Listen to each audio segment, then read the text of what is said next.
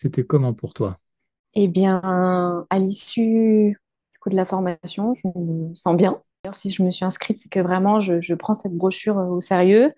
On a envie de bien faire, au point peut-être de se mettre des barrières, de penser tout ça trop technique, de voir un magazine réussi comme inaccessible pour nous, qui, comme tu l'as dit, ne sommes pas rédacteurs en chef, ni journalistes, ni graphistes, etc.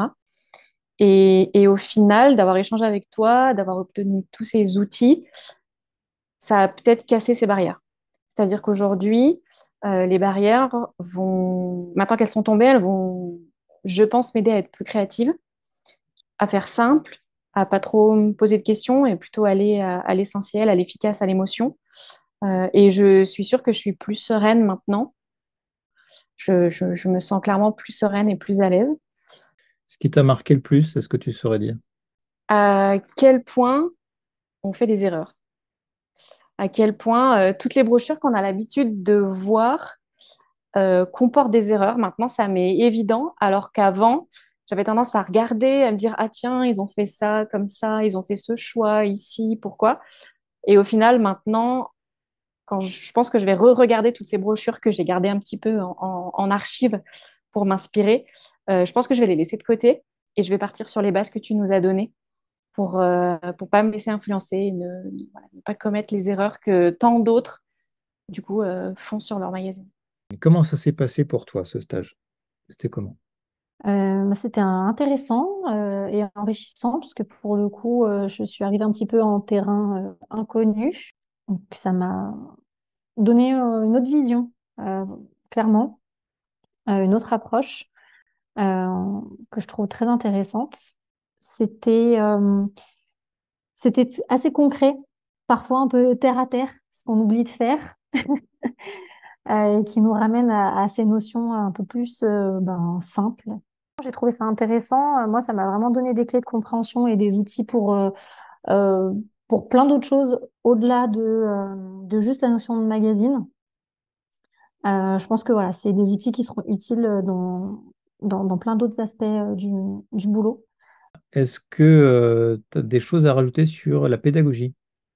Alors moi, j'ai trouvé que le fait qu'il y ait pas mal de cas pratiques et aussi qu'on puisse vraiment voir visuellement, voilà, notamment sur les critiques, les analyses, tout ça. Moi, cette partie-là, c'est une partie qui me plaît euh, parce qu'on associe, je dirais, l'auditif et le visuel qui sont, bon, je trouve, très bien équilibrés.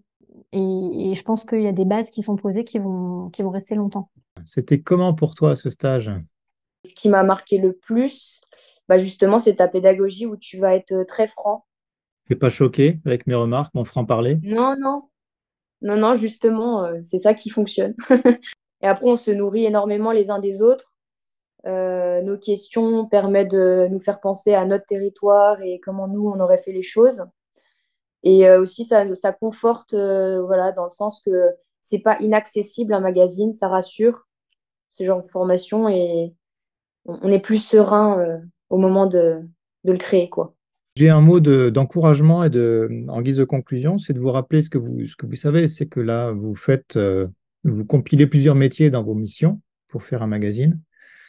Moi, je vous pousse à l'excellence, mais je demande la même excellence de la part de professionnels. Pour réussir, pour être au meilleur de votre potentiel, faites ce que vous aimez. Allez-y vraiment dans le coup de cœur. En fait, ce qui touche, c'est quand on met de l'humain et quand on met de la passion. Si je vous enseigne ces métiers de l'édition, c'est parce que c'est une passion pour moi. Je vous transmets des passions perso. J'adore ça. Et c'est ça qui fait que ça plaît.